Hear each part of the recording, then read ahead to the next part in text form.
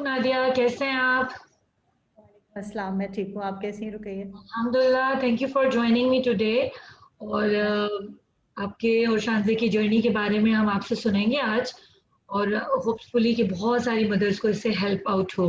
इंशाल्लाह जितनी भी मुझे थोड़ी बहुत नॉलेज है, मैं कोशिश करूंगी कि मेरी वजह से किसी की हो सके, तो आई बी वेरी हैप्पी। तो नादिया, सबसे पहले तो आप मुझे अपने बारे में बताओ, अपनी बचपन के बारे में, अपनी अर्ली लाइफ के बारे में, एजुकेशन के बारे में थोड़ा सा बताओ। I was born in Lahore, वहीं पे पैदा हुई, वहीं पे सारी जिंदगी गुजारी। बट स्कूलिंग भी लाहौर में ही हुई थी।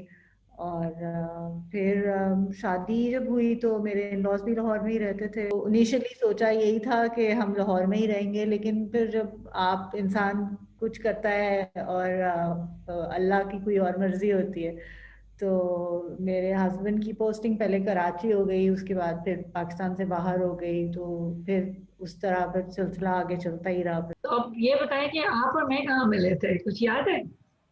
पहली बार मैं और आप मिले थे प्लेन में, जब आप मैं हम दोनों लाहौर से वापस आ रहे थे। और उस वक्त मुझे आपके बारे में कुछ नहीं पता था, लेकिन क्योंकि मैं ये भी नहीं जानती थी कि आप एसएफएस का हिस्सा हैं। जी। मुझे सिर्फ ये हुआ क्योंकि मैं एहसन को मैंने देख लिया था प्लेन में, तो मैं पहचान गई थी कि वो स्पेशल नीड्स हैं। क्योंकि हाँ। जाहिर है अपना बच्चा जब आपका ऐसा उसकी ऐसी नीड हो, तो आप फौरन देख के समझ जाते हैं कि अगर कोई और बच्चा आपको लगे कि हाँ। है। तो मैं पहचान गई थी उसको। और उसके बाद हमारी दोबारा मुलाकात एसएफएस की किसी मीटिंग में आई थिंक हुई थी। जी, फिर उसके बाद फिर हम बहुत सारे उसमें मीटिंग्स और उनमें हाँ, मुलाकात होती हाँ। रही।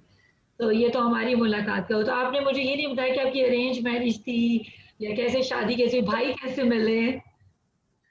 टोटली अरेंज मैरिज थी, जैसे अब जनरली होता है। अब तो खैर बहुत कम होता है, लेकिन जब हमारी 20, 23, 24 साल पहले शादी हुई थी, तो उस वक्त तो ये नॉर्म था। That was the normal way to do it. Parents एक दूसरे से मिले थे, फैमिलीज को एक दोनों दोनों फैमिलीज ने एक दूसरे को पसंद किया, फिर बाद में हमारी बात हुई कि हो सकता है रिश्ता के नहीं हो सकता। तो जैसे पाकिस्तान में अरेंज मैरिजेस होती हैं, उसी तरह की हमारी भी हुई थी। सही, सही। तो अब अपनी फैमिली के बारे में बताओ, कौन-कौन है शानज़े के अलावा माशाल्लाह, और बच्चे और बच्चों के बारे में बताओ? मेरी 3 बेटियां हैं। शानजे अगर नंबर वाइज करना शुरू करें तो थर्ड और लास्ट है। मेरी सबसे बड़ी बेटी जो है वो 21 ईयर्स की है, इंशाल्लाह इस साल 22 की हो जाएगी। और फिर शानजे और मेरी दूसरी बेटी वो ट्विंस हैं। तो ओके। हाँ, वो दोनों 17 ईयर्स की हैं। और यही हमारी फैमिली है। मैं और मेरे हस्बैंड हैं और मेरी 3 बेटियां हैं। और बड़ी बेटी क्या कर रही हैं, और जो शादी के साथ ट्विन्स हैं वो क्या कर रही हैं? बड़ी वाली मेरी जो है वो यूनिवर्सिटी में है, वो अपने फाइनल ईयर में है, इंग्लैंड में पढ़ रही है, बायोमेट। और इशाल जो कि मेरी शानसे की ट्विन जो है, वो यहाँ पे बहरीन में वो अपना ए लेवल्स अब फाइनल ईयर में है। सही। तो अब मुझे ये बताओ कि वो कौन से ऐसे अर्ली साइंस थे जिससे आपको पता चला कि शानज़े में कुछ डिफरेंट है? वेल, शानजे का की पैदाइश ही थोड़ी ट्रॉमेटिक थी, क्योंकि जब वो पैदा हुई तो उस वक्त जाहिर है हमें पता था कि ट्विन प्रेगनेंसी है। कॉम्प्लिकेशंस के बारे में सोचा नहीं था, क्योंकि डॉक्टर्स ने हमें मुझे यही बताया था कि सब कुछ नॉर्मल है। मेरी डिलीवरी भी नॉर्मल थी। शाल जो फर्स्ट थी वो पहले पैदा हुई, वो बिल्कुल नॉर्मल थी, कोई प्रॉब्लम नहीं थी, क्योंकि मेरी प्रेगनेंसी में कोई प्रॉब्लम नहीं थी। जब शानजे की बारी आई पैदा होने की, तो वो जिसमें काफी टाइम था दोनों की पैदाइश में, वो 20-25 मिनट का फर्क था। उसमें ये हुआ कि उसको ब्रेन को ऑक्सीजन नहीं मिली, तो जब वो पैदा हुई तो वो ब्रीथ नहीं कर रही थी।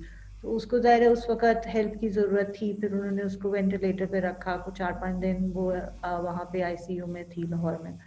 फिर जब वो घर आई हम लोग, जाहिर है आप क्योंकि वो मेरी पहला बच्चा नहीं था तो इसलिए मुझे मालूम था कि जब न्यूबॉर्न्स पैदा होते हैं तो उनके स्टेजेस डेवलपमेंट की क्या होती हैं। और जाहिर है मेरे पास दूसरी एक बहुत बड़ा इंडिकेशन उसकी ट्विन सिस्टर भी थी जो कि साथ में ही थी, तो मैं देख रही थी कि दोनों में क्या फर्क है, कि जो कुछ होना चाहिए डेवलपमेंट के स्टेजेस वो नहीं हो रहे थे उसके, वो नहीं अचीव करी थी माइलस्टोन्स। तो उससे मुझे कोई थोड़ा बहुत शक हुआ कि कुछ प्रॉब्लम है। लेकिन जैसे जैसे वक्त गुजरता रहा मैं देख रही थी कि वो अपनी, मतलब जैसे हम लोग कहते हैं कि वो गर्दन अपनी नहीं कंट्रोल कर पाती थी। 3 महीने के बाद वो रोल ओवर नहीं कर सकती थी, फिर वो खड़ी नहीं हो सकती थी, फिर उसकी फीडिंग में प्रॉब्लम होती थी। मतलब ये कि मेरी दूसरी बेटी जो है वो सॉलिड फूड्स पे चली गई थी, लेकिन वो अभी तक कुछ खा पी नहीं सकती थी, उसको फीडिंग का काफ़ी इशू था। कहती रहती थी फिजिशियन को कि ये मुझे कुछ मसला लगता है इसके अंदर, तो वो मुझे कहने लगी कि वेट करो, वॉच करो और वेट करो। अल्टीमेटली फिर मुझे थोड़ा बहुत एग्रेसिवली डॉक्टर को कहना पड़ा कि नहीं, मैं कुछ टेस्टिंग चाहती हूँ, मैं चाहती हूँ कि आप पता करें कि क्या मसला क्या है इसके साथ। तो फिर वहां से बात आगे चली। हाँ सर, तो जब आपको फर्स्ट टाइम इसका लगा कि कुछ डिफरेंट है तो क्या फीलिंग्स थी? मतलब एज अ मॉम क्या फील कर रहे थे? स्कैर्ड थे? डर, हाँ, आई थिंक सबसे बड़ी, हाँ, बस आई थिंक सबसे बड़ी चीज जो होती है वो डर ही होता है। हाँ, आप जाहिर है हम लोग आजकल तो थोड़ी बहुत रिसर्च में कर रही थी कि कुछ डिफरेंट है बच्चे में तो क्या मसला हो सकता है। तो इंटरनेट जो मुझे इंफॉर्मेशन दे रहा था उसके मुताबिक साइंस, खास साइंस होते हैं जो कि सीपी के होते हैं, तो वो मैं देख रही थी कि शांजे में वो है इंडिकेट। तो मुझे ये बताएं कि सेरेब्रल पॉल्सी है क्या? सीपी को आप कैसे डिफाइन करते हो? साइंटिफिकली तो इसका मतलब ये है कि मुख्तलिफ वजूहात पे ब्रेन में कुछ डैमेज हो गया है जिसकी वजह से बच्चा जो है वो उसकी फिजिकल जो नॉर्मल मसल कंट्रोल है, चलने फिरने की ताकत है या बातचीत करने की या कोई भी हाथ का कोई भी काम जिस तरह होता है, मतलब आप पेंसिल होल्ड कर सकते हैं या कप या बच्चे खुद से खाते पीते हैं, उस तरह की कोई चीज मुश्किल हो जाती है। तो सीपी जनरली इसको मतलब यही है कि आप बच्चा जो है वो उसका बॉडी पे कंट्रोल नहीं है, मतलब नॉर्मल जिस तरह लोग चलते फिरते हैं उठते बैठते हैं वो उस तरह नहीं कर सकते। तो मुझे अब ये बताएं नादिया, कि जब ऐसा आपको मालूम हो गया कि शांति के साथ ये प्रॉब्लम है, तो जब आपने अपनी लाइफ को चेंज करना शुरू किया तो वो बहुत सडनली आपने चेंज किया या it take time, slowly slowly आपने अपनी चीजें चेंज की? आई थिंक ग्रेजुअल होता है हर चीज, क्योंकि जाहिर है सेरेब्रल पॉल्सी उस तरह की चीज नहीं है जो कि फौरन ही आपको हिट करेगी, इन द सेंस के फिजिकल है, क्योंकि आप बच्चे ने बड़े होना है टाइम के हिसाब से। लेकिन जब आप नोट करना शुरू करेंगे कि बच्चा बैठ नहीं रहा है, बच्चा खड़ा नहीं हो रहा, क्रॉल नहीं कर रहा, वॉक नहीं कर रहा, तो जाहिर है तब आहिस्ता आहिस्ता चीजें चेंज होनी शुरू हो जाती हैं लाइफ में। इसलिए फौरन नहीं हुआ, लेकिन आहिस्ता आहिस्ता ग्रेजुअली चेंज आना शुरू हो गया। तो फिर जब आपको ये सब मालूम हुआ, चेंज है सब कुछ, तो फिर किसने कंसल्ट किया? किससे आपने फर्स्ट टाइम कंसल्ट किया? मैंने सबसे पहले तो जाहिर है जो फर्स्ट लाइन ऑफ कांटेक्ट होती है वो पीडियाट्रिशियन ही होती है बच्चे की। जब आप उसको बताते हैं जाके कि बच्चे के साथ ये प्रॉब्लम्स हैं तो वो आपको गाइड करते हैं कि आपको किसके पास जाना चाहिए। सेरिब्रल पॉल्सी के चक्कर में सबसे पहले तो आपको वो न्यूरोलॉजिस्ट के पास रेफर करते हैं, पीडियाट्रिक न्यूरोलॉजिस्ट के पास। तो वो पीडियाट्रिक न्यूरोलॉजिस्ट फिर ब्रेन स्कैन्स करते हैं और कुछ और टेस्ट होते हैं। वो स्कैन्स जब आपके आ जाते हैं तो उसके बाद फिर वो बच्चे को डायग्नोस करते हैं उसके हिसाब से, एंड देन पता चलता है कि आगे क्या आपका लाइन ऑफ एफर्ट क्या हो। सही। तो आपने खुद को, अपने आप को जब इतना ये सब है तो फिर एजुकेट करने के लिए क्या किया ड्यूरिंग दिस टाइम में? मेरे ख्याल में सबसे पहले तो वही इंटरनेट, आजकल के ज़माने में तो सबसे पहले आपकी हेल्प तो इंटरनेट ही करता है। बहुत सारी चीज़ें आपको बता देता है, या बुक्स, बहुत सेरेब्रल पॉल्सी के बारे में काफ़ी सारी बुक्स मिल जाती हैं। जब शांति का डायग्नोसिस हुआ तो मेरे ब्रदर इन लॉ अमेरिका में रहते हैं, उन्होंने हमें काफ़ी सारी बुक्स भेजी थी इसके बारे में जो कि उनके पास अवेलेबल थी, तो उसके हिसाब से हमने थोड़ा बहुत गाइडेंस ली और थोड़ी जो कि डॉक्टर्स थे उन्होंने हमें बताया था। तो आपके अपने बच्चों का और फैमिली का रिएक्शन कैसा था? मेरी जो एल्डेस्ट है उसमें और मेरी ट्विंस में बहुत ज़्यादा एज का फ़र्क नहीं है, 3-4 साल का था, तो जाहिर है वो खुद भी बच्ची थी, उसको नहीं पता था कि कुछ चेंज हो गया है लाइफ में, लेकिन जाहिर है उसने थोड़ा बहुत देखा था कि माँ जो है वो मुझे इतनी अटेंशन अब नहीं दे पाती है और थोड़ी परेशान है, तो वो हर बच्चा अपने डिफरेंट तरीके से रिएक्ट करता है। मैं इस बारे में बड़ी लकी रही हूँ कि मेरी जो बड़ी बेटी है वो बहुत ही रिस्पॉन्सिबल है और बड़ी बहुत नरम दिल, आई वुड से कि बहुत ज़्यादा फील करने वाली और इमोशनली सपोर्ट करने वाली है, तो उसने शुरू से ही अपनी छोटी बहनों का काफ़ी ख्याल रखा। हस्बैंड जो है मेरे हस्बैंड बड़े वो बैंकर हैं, तो वो प्रैक्टिकल लाइफ के बारे में जो है ना वो बड़ा सोचते हैं और वो इमोशंस पे बहुत ज़्यादा उनका वो है कंट्रोल, तो एक ये वो बड़ा सपोर्ट होता है कि अगर आप खुद ज़रा इमोशनल हैं, और मैं जो कि हूँ और माएँ हो जाती हैं बच्चों के मामले में, तो उनका ये एक स्टेडी एक सपोर्ट रही कि भाई लाइफ है, ऐसा हो गया है हमारे साथ, तो अब हमें आगे चलना है। तो आई हैव टू से कि मेरे मतलब एक्सटेंडेड फैमिली में भी हमेशा शानज़े को बहुत प्यार मिला, हर एक से, कजन से, उसके ननियाल ददियाल में हर हर जिससे भी वो मिली है हमेशा प्यार ही मिला है उसको। हाँ, कभी कोई नेगेटिव एक्सपीरियंस किसी के साथ फैमिली में मुझे नहीं हुआ। तो इसका मतलब है कि you never face any bullying और कभी मार्केट्स में या इधर? Never? never, nothing happened like that, but शांति के साथ कभी नहीं ऐसा हुआ। एक बार मुझे ऐसा याद है कि जब हम शुरू में बहरीन मूव किए थे तो शांति व्हील चेयर में थी और हम लोग मॉल में गए थे, तो एक लोकल खातून थी, वो उन्होंने शांति को देखा, कुछ अरबी में बोला, जैसे कहते हैं ना वो अस्तगफार जैसे कहा कि कुछ तो उसको देख के मुझे थोड़ा उनकी इस बात से मुझे थोड़ा मेरा दिल दुखा कि मेरी बेटी को देख के उन्होंने इस तरह की बात की है, पता नहीं जनरली नहीं। You have a good experience. So अब मुझे ये बताइए कि शान से आजकल कर क्या रही है, क्या एक्टिविटीज, किधर बिजी है, क्या करती है? मुझे आजकल बहुत बोर हो रही है, बहुत ज्यादा बोर हो रही है, क्योंकि पहले तो बहुत बिजी रहती थी कोविड से पहले। लेकिन कोविड जब से शुरू हुआ है, क्योंकि उसका इम्यून सिस्टम थोड़ा वीक है, तो मैं उसको थोड़ा बचा के रखती हूँ बाहर से। पहले उसके पास हफ्ते में 3 दफा फिजियोथेरेपी के लिए गई, फिर दूसरे थेरेपिस्ट आ गए, फिर टीचर आ गई, तो वो कॉन्स्टेंटली बिजी रहती थी। लेकिन पिछले 2 साल से जब से कोविड शुरू हुआ है तो घर पे लोगों का आना जाना मैंने बंद कर दिया है। फिजियोथेरेपी के लिए भी मैं उसको अब काफ़ी अरसे से नहीं लेके जा रही, क्योंकि उसके सेंटर में 1-2 केसेस हो गए थे, तो फिर मैं थोड़ा सा पीछे हट गई। तो वो थोड़ी बोर हो जाती है घर में आजकल। लेकिन शानज़े अल्हम्दुलिल्लाह वो बड़ी साबिर है उसने कभी किसी चीज़ पे कंप्लेन नहीं करती, कभी गुस्सा नहीं करती।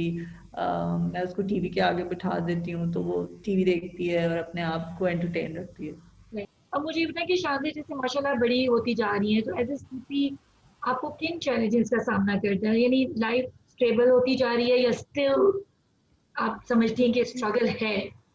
स्ट्रगल है, चैलेंजेस हैं और रोज नए चैलेंजेस हैं। जो चैलेंजेस छोटे होते के थे वो गुजर गए हैं, और अब जबकि वो टीनेजर हो गई है तो और चैलेंजेस आ गए हैं, और आगे जिंदगी जैसे जैसे वक्त गुजरेगा मेरे ख्याल में और चैलेंजेस आते रहेंगे। आसान और मुश्किल का तो रुकैया ये है कि जब आप उससे गुजर रहे होते हैं तो वक्त मुश्किल ही लगता है।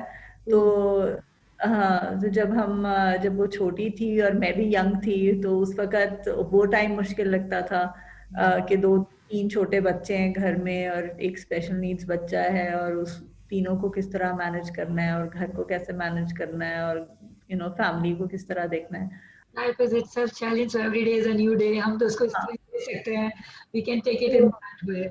हाँ, आसान आई डोंट थिंक कि आसान हो जाता है। मैं अगर ये कहूँ कि चूंकि हमारा कोई स्पेशल नीड्स बच्चा है इसलिए हमारी लाइफ ज्यादा डिफिकल्ट है, तो वो उन लोगों के साथ नाइंसाफी होगी जो कि जिंदगी में एवरीडे स्ट्रगल कर रहे होते हैं डिफरेंट चीजों के लिए। हर एक के लिए स्ट्रगल है, हर किसी की कोई स्ट्रगल है, हमारी ये वाली है, तो दैट्स द वे। तो अब क्या देखती हैं फ्यूचर में, कहाँ देखती हैं शांति को, क्या करता हुआ देखना चाहती हैं, किस हद तक कामयाब हो जाए, ये कर ले तो you feel more than happy as a mom? मैं सिर्फ फ्यूचर में उसको खुश देखना चाहती हूँ और हेल्दी देखना चाहती हूँ, दैट्स द बस। मॉम इसके अलावा थिंग। हाँ, हाँ, इसके अलावा मेरी और उसके लिए कोई वो नहीं है। जैसे हर बच्चे के लिए हर माँ की यही होती है आई थिंक बेसिक, के वो खुश रहे और वो हेल्दी रहे, बस मेरी यही उसके साथ ख्वाहिश है, आगे और कुछ भी नहीं है। तो नादिया, आप मुझे अब अपने लिए बताओ कि आपकी अपनी इमोशनल स्ट्रगल्स क्या रही हैं ड्यूरिंग दिस शुरू टाइम? की थी मैंने जर्नी शांति के साथ, तो उस वक्त तो मेरे पास कोई कोई रिसोर्सेज ज्यादा नहीं थे। कोई एसएफएस जैसा ग्रुप नहीं था, कि कोई आपको कोई समझ सकता। ये बात है ना कि कोई समझ नहीं पाता आपकी स्ट्रगल्स को अनलेस कि आप उसी चीज से गुजर रहे हो। जाहिर है आपकी फैमिली आपके साथ उस चीज से गुजर रही है, वो उनकी स्ट्रगल भी वही है जो आपकी है। लेकिन कभी ऐसा मौका आता है ना कि आप कहते हो कि जाके किसी के आगे रो सके कोई इंसान और अपना दिल का बोझ हल्का कर सके और कहे कि कि मैं इस वक्त इतनी तकलीफ में हूँ। तो हाँ, आई थिंक जब आप और पेरेंट्स जो होते हैं उनसे जब बातचीत करते हैं ना, तो उससे काफी फर्क पड़ता है, काफी दिल हल्का हो जाता है आपका। बहुत ज्यादा रही हैं, बहुत बहुत चैलेंजेस थे, बहुत मेंटल स्ट्रेस, बहुत हर किस्म का इमोशनल स्ट्रेस रहा। आई थिंक इसमें बहुत सारी स्टेजेस आई मेरे लिए, तो एटलीस्ट पहले शुरू में डर के अलग करे ना हो, फिर जब हो गया तो थोड़ा डिनायल कुछ देर के लिए, फिर गुस्सा कि क्यों मेरे साथ ऐसा क्यों हुआ, मैंने ऐसा क्या किया है कि अल्लाह ने मुझे ये मुसीबत दी है। उसके बाद गुस्से के बाद थोड़ी देर के लिए नमनेस आ जाती है, आप जिंदगी चलती रहती है और आप उसके साथ साथ चलते रहते हैं और ज्यादा एक्सप्लोर नहीं करना चाहते अपनी इमोशंस को। फिर एक वक्त आता है, फिर एक्सेप्टेंस आ जाती है, फिर आप कहते हैं कि हाँ that's it is what it is, आप इसका कुछ नहीं कर सकते। अब आपको इसी के साथ अपनी जिंदगी गुजारनी है। और फिर ये नहीं कि ये सारी स्टेजेस आके और चली जाती हैं, कभी एक ही वक्त में काफी सारी चल रही होती हैं। Feel sorry for myself as well, कभी कभी गुस्सा भी आता है, कभी कभी बहुत सारे लोग मुझे कहते हैं कि नहीं करना चाहिए, कि अल्लाह से नाराजगी नहीं करनी चाहिए कि क्यों अल्लाह ने मुझे ऐसी मुश्किल में डाला। लेकिन कभी कभी वो ये सवाल भी आता है दिन में हम कि इंसान इंसान है क्या करे। इंसान। एंड अल्लाह से आपका एक वो रिलेशन ऐसा होता है, यू कैन, आप उनसे नहीं हाँ, करेंगे तो आप किससे करेंगे, यू नो, हाँ, यू कई कैन। दफा ऐसा होता है कि दुनिया लोग नहीं आपको अंडरस्टैंड कर सकते, आप किस चीज से गुजर रहे हैं, आप किससे बात करें, तो एक ही आपके पास जरिया है कि आप अल्लाह से बात करें और कहें कि भी बताओ मैं आगे क्या करूं अब। तो आप मुझे ये बताओ नादिया कि आपके जो एज अ कपल, आप भाई साहब और आप दोनों ने इन चीजों को कैसे कोप अप किया? हम दोनों ने थोड़ा बहुत अपनी रिस्पॉन्सिबिलिटी को बांटा, इन द सेंस के उन्होंने मुझे पूरा फुल हैंड फ्री हैंड दिया कि मैं शांजे की ट्रीटमेंट या उसकी चीज़ें किस तरह करना चाहती हूँ। वो सारी रिस्पॉन्सिबिलिटी के साथ साथ चॉइसेस भी मेरी रही कि मैं उसको आगे से उसके साथ क्या, वो कहाँ थेरेपी के लिए जाएगी, किस स्कूल में जाएगी, किससे मिलेगी किससे नहीं मिलेगी, उसकी रूटीन क्या होगी क्या नहीं होगा, वो सब मैंने किया। वो इसलिए कि मेरे हस्बैंड ने मुझे फ्री हैंड दिया कि हाँ तुम ऐसे करो जैसे तुम्हें ठीक लगता है। और दूसरा उन्होंने फिर अब बाकी जो दोनों मेरी बेटियां हैं उनको उनकी देखभाल में काफ़ी हेल्प की कि उनको जो सपोर्ट चाहिए, उनको कुछ हेल्प चाहिए तो उसमें वो काफ़ी हेल्प करते थे। अपने आप को थोड़ा बिजी रखा लाइफ में, और भी चीज़ें की, और ये सोचा कि हमने इसको अपनी टोटलिटी नहीं अपनी जिंदगी का बनाना, कि हमने ये नहीं सोचना कि हमारे घर में एक स्पेशल नीड्स बच्चा है तो हमारी लाइफ बस यही है। हम जब तक चांदे छोटी थी तो हम लोग बहुत ट्रैवल करते थे, हम बहुत घूमे हैं, सारी दुनिया घूमे हैं और शानजे के साथ घूमे हैं। आप यकीन नहीं करेंगे, हम शानजे को ग्रेट वॉल ऑफ चाइना से लेके अमेरिका तक लेके गए अपने साथ। तो वो हमारे साथ हर जगह गई है, हर हर तरफ उसने हमारे साथ सफर किया है। कोशिश ये रही कि हमारी कपल के हम अपनी लाइफ को नॉर्मल रखें जितना पॉसिबल है, अपनी दोनों दूसरी बेटियों के लिए लाइफ को नॉर्मल रखें। मुझे ये बताओ नादिया कि जो हमारा एसएफएस ग्रुप या जो special family support group Bahrain है, उससे आप कैसा एक्सपीरियंस रहा और कितना टाइम हो गया है हमें उसके साथ? मुझे बहरीन में अब 6 साल हो जाएंगे, तो मेरा कनेक्शन जैसे शुरू से ही रहा। जब हम बहरीन में भी मूव नहीं कर रहे थे किए थे, तो तभी मैंने रीच आउट किया था। तो तब मेरी बात यास्मीन से हुई थी सबसे पहले। यास्मीन अब यहाँ नहीं है। मैं और शानदे हजार और यास्मीन दोनों को बहुत मिस करते हैं। बिल्कुल। लेकिन क्या करें, लाइफ आपको जहाँ ले जाती है आपको जाना पड़ता है। तो जब मैं आ रही थी तो मैं एक्चुअली हांगकांग में हम लोग रहते थे तब। तो ज़ाहिर है हांगकांग बहुत डेवलप्ड जगह है, वहाँ पे रिसोर्सेज बहुत ज़्यादा थी। शांति स्कूल जाती थी फुल टाइम, उसकी लाइफ जैसे बाकी बच्चों की थी वैसी नॉर्मल लाइफ थी उसकी। लेकिन जब हम यहाँ बहरीन मूव कर रहे थे तो मेरे हस्बैंड पहले आ गए थे, तो उन्होंने मुझे तब थोड़ा वार्न किया था कि यहाँ पे लिमिटेड अवेलेबिलिटी है चीज़ों की और स्कूलिंग शायद पॉसिबल ना हो। तो देन जब मैं आई तो मेरी सबसे पहले मुलाकात, या जैसे मैंने बताया, यास्मीन से पहले हुई थी, उसके बाद फिर फातिया से हुई, और फिर बातचीत ऐसे ही चलती रही। और उस वक्त जब मैं आई थी तो शानदे छोटी थी, तो उस वक्त मेरी उम्मीद ये थी कि उसको कहीं स्कूल में दाखिला मिल जाए। अब तो वो माशाल्लाह 17 की हो गई है, लेकिन उस वक्त जब हम आए थे तो वो 10-11 की थी। तो स्कूलिंग का उस वक्त इशू था काफी। कोशिश रही कि उसको कहीं जगह मिल जाए, लेकिन वो हो नहीं सका। लेकिन उसमें काफी फातिया ने भी काफी हेल्प की। फिर यास्मीन की बेटी भी नहीं जा रही थी स्कूल में, तो हम दोनों मिलके प्राइवेटली कोई उनके लिए इवेंट जैसे एक्टिविटी प्लान कर लेते थे। तो इस तरह चलता रहा। तो अब एक डिफरेंटली एबल बच्चे की जैसे माँ होना आपको कैसा, मतलब आपका जो एक्सपीरियंस है इसमें आप कहेंगी कि पर्सनालिटी वाइज आपके आइडियाज उन सब चीजों में उसने कैसे अफेक्ट किया नादिया? पर्सनली बहुत ज्यादा एक्टिव इंसान नहीं हूँ मैं। बहुत ही इंट्रोवर्टेड हूँ पर्सनालिटी के हिसाब से, और बचपन से ही मुझे शौक है किताबें पढ़ने का। तो मैं मेरा टाइम अक्सर ऐसी तरह गुजरता था। लेकिन शान से उसके साथ मुझे निकलना पड़ा बाहर, मुझे लोगों से मिलना पड़ा, मुझे इंटरेक्ट करना पड़ा। और फिर ये कि थोड़ी हिम्मत बांधनी पड़ी, जो कि मेरे में पहले नहीं थी। इतनी स्ट्रेंथ नहीं थी और विल पावर नहीं थी। मैं बहुत जल्दी डिसहार्ट हो जाती थी चीज़ों से। अभी भी हो जाती हूँ, लेकिन अब ये है कि अब वक्त के साथ साथ आई थिंक एक्सपीरियंस और एज के साथ साथ थोड़ा बहुत इंसान सीख लेता है कि हाँ, लाइफ ऐसे ही है, आगे चलना है। आई हैव टू से कि शानजे से मैंने सीखा कि किसी भी सिचुएशन में खुश कैसे रहा जाता है। कि आप मतलब आप हमारे बच्चे जो हैं स्पेशल नीड्स जो होते हैं, वो उनकी लाइफ काफी डिफिकल्ट होती है। वो बहुत सारी चीजें वो मिस करते हैं जो कि उनके बहन भाई या उनके साथ के उनकी उम्र के बच्चे जो कर सकते हैं।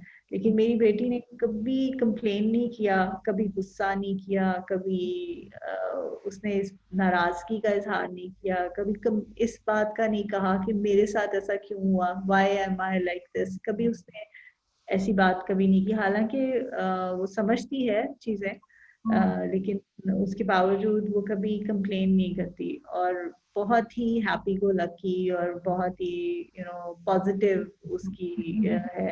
तो वो आई थिंक उससे मैंने ये सीखा कि इंसान को किस तरह शुक्रगुजार होना चाहिए अल्लाह का, कि उसके पास जो कुछ है उसके लिए शुक्र करना चाहिए।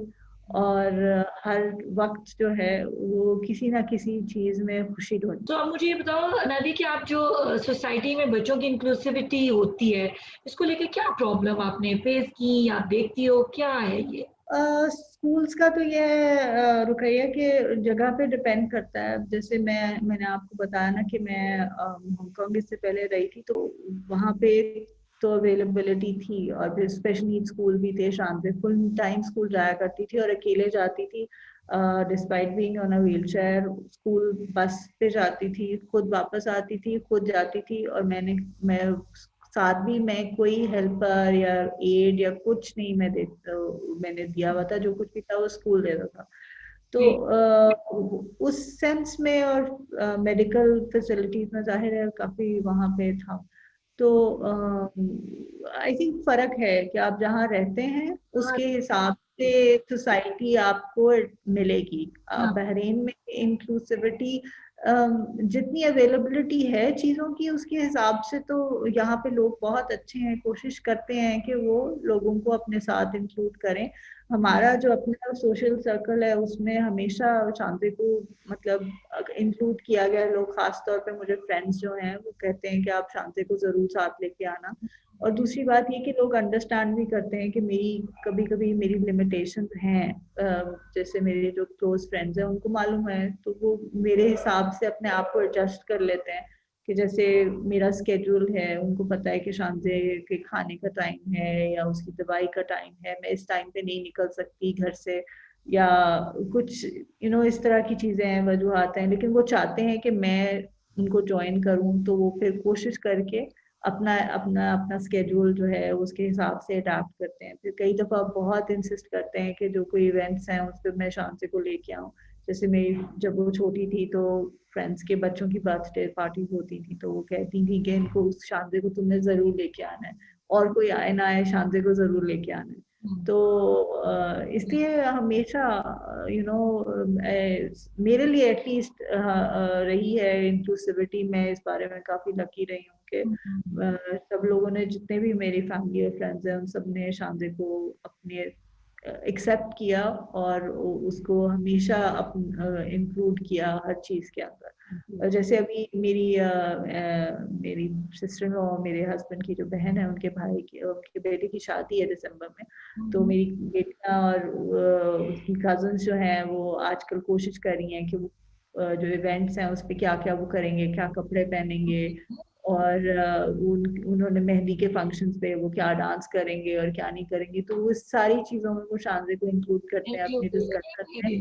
और बल्कि वो कोशिश कर रहे हैं कि किसी तरह के जो भी वो मेहंदी का कोई फंक्शन है उसमें जो वो भी जो ग्रुप डांस वो कर रही हैं लड़कियां सारी, उसमें वो शांति कह रही है कि हम तुम्हें भी उसमें डालेंगे किसी तरह से, तुम भी उस डांस का हिस्सा रहोगी। वेरी नाइस, तो वेरी नाइस। तो इसी तरह हाँ, तो आई वुड से कि एटलीस्ट मेरे लिए, I am sure there are people out there, बहुत सारे ऐसे लोग होंगे जिन्होंने नेगेटिविटी फेस की होगी या जिन्होंने डिस्क्रिमिनेशन फेस की होगी। ये बताओ कि अगर सोसाइटी में आपको कहा जाए कि कुछ तब्दील करना हो, तो आप कहाँ से तब्दीली चाहेंगी या क्या तब्दील करना चाहती हो सोसाइटी में कि कुछ चीजें चेंज हो जाएं, कहाँ से हो? मैं सिर्फ बच्चों के हिसाब से आई थिंक मैं ये चाहूंगी कि लोग स्कूलिंग के थोड़े ऊपर थोड़ा तवज्जो दें। जो स्कूलिंग का इशू है ना वो बहुत बड़ा इशू है। हमारे बच्चों को सबको जरूरत है कि वो घर से बाहर निकल सके, उनके पास ऐसे वेन्यूज हों जहाँ पे वो फील करें कि वो एक नॉर्मल लाइफ जी सकते हैं, अपनी वो सोसाइटी का हिस्सा बन सकते हैं।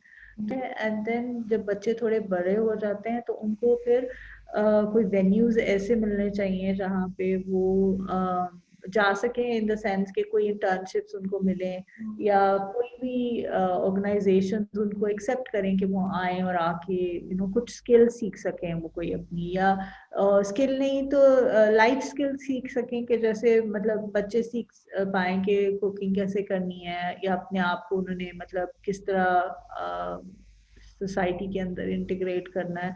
वो माँ बाप तो जितना सिखा सकते हैं सिखा देते हैं, लेकिन जब तक उनको प्रैक्टिकल एक्सपीरियंस नहीं होता वो तब तक वो चीजें कई हैं जो वो सीख नहीं पाते हैं। और फिर ये जाहिर है जब स्कूलिंग खत्म हो जाती है, स्पेशली जब 18 साल तक पहुंच जाते हैं बच्चे और स्कूल नहीं होता है, उसके बाद अगर वो मेंटली इतने केपेबल नहीं है, फिजिकली इतने केपेबल नहीं है कि वो यूनिवर्सिटीज जा सकें या कोई जॉब्स ज्वाइन कर सकें, तो उनके पास फिर क्या अपॉर्चुनिटीज हैं कि वो फिर घर में बंद हो जाएं, कहीं बाहर नहीं निकल सकते। तो मेरा ख्याल है कि ये एक चेंज होना चाहिए, कोई ऐसे वेन्यूज लोगों को प्रोवाइड करने चाहिए बच्चों को, जहाँ पे वो निकल सकें, घर से बाहर आके कुछ कर सकें डे टू डे लाइफ। सही बात है। नादिया, आप एज अ पेरेंट्स आप क्या एडवाइस करना चाहते हो, क्या मैसेज देना चाहते हो मदर्स को? मैं ये कहूंगी कि कभी आप हिम्मत मत हारें। मतलब अगर आप हिम्मत हार जाएंगे तो आप, आपके बच्चे का आपके अलावा और खुदा के अलावा और कोई सहारा नहीं है। हाँ। अ, आप उसका एडवोकेट हैं इस दुनिया में। आपको अपने अपने स्पेशल नीड्स बच्चे के लिए एडवोकेट बनना पड़ेगा हर सूरत में। आप अगर आप हिम्मत नहीं करेंगे तो कोई वेन्यू और नहीं है, कोई और आपके बच्चे का ख्याल नहीं रखेगा, कोई कोई और, बेशक फैमिली हो, फ्रेंड्स हो, कोई हो, थोड़ी देर के लिए तो कोई ना कोई आपको हेल्प कर देगा, लेकिन अल्टीमेटली आपको करना पड़ेगा। तो बस मैं तो यही कह सकती हूँ कि आप बस चलते रहें। ये बहुत प्यारी बात कही नादिया, और मुझे बहुत अच्छा लगा। आई होप कि आपसे बात करने और इतना अच्छा आपने डिटेल हर चीज़ का बताया, बहुत सारी मदर्स को आई एम श्योर बहुत हेल्प होने वाली है। मैं तो हमेशा यही अपने लिए सिर्फ एक ही दुआ करती हूँ कि खुदा ने मुझे चैलेंज दिया है शानदे का। मैं सिर्फ ये दुआ करती हूँ कि मैं सुरखरू हो सकूं, कि जिस दिन मैं क़यामत के दिन खड़ी हूँ खुदा के आगे, तो मैं ये कह सकूं कि मैंने अपनी पूरी कोशिश की है। हाँ, उसके अलावा तो करने वाला तो अल्लाह है। आप पूरी सिर्फ कोशिश कर सकते हैं। तो ये मैं चाहती हूँ कि मैं ये जब ऐसा वक्त आए तो मैं ये फख्र से मैं ये कह सकूं कि मैंने अपनी पूरी एफर्ट की है, बाकी अल्लाह के हाथ में है। You are doing, I think all moms, hats off to all. मेरा ख्याल है कि जितनी भी उनकी एज अ मॉम जो भी उनकी होती है पहुंच होती है, वो अपने रिसोर्सेज में रहते हुए हर माँ एक कर रही होती है, अपना पूरा जोर लगा रही होती है, फिर वो आगे अल्लाह अल्लाह की मर्जी होती है कि हम जहाँ तक पहुंच पाए। तो ये तो बस कई दफा आप दुनिया के हर रिसोर्स आपके हाथ में हो और आप कोशिश भी पूरी कर रहे हैं, लेकिन फिर भी हाँ। उसका कोई रिजल्ट नहीं आ रहा, तो that means that was not meant to B.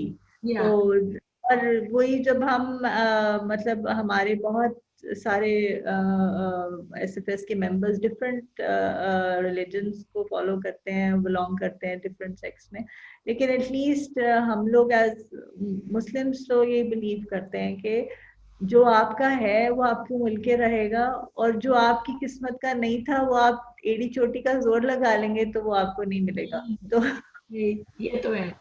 We believe in that, we believe in that. तो बहुत ही प्यारी माशाल्लाह नादिया, आपसे बात करके मुझे तो इतना अच्छा लग रहा है। Literally I really want to continue more and more, but ये है कि इंशाल्लाह we will continue with other program as well. So thank you for your all time and it's lovely having to you, और बहुत ही मजा आया आपसे। Thank you so so much. मुझे इंक्लूड करने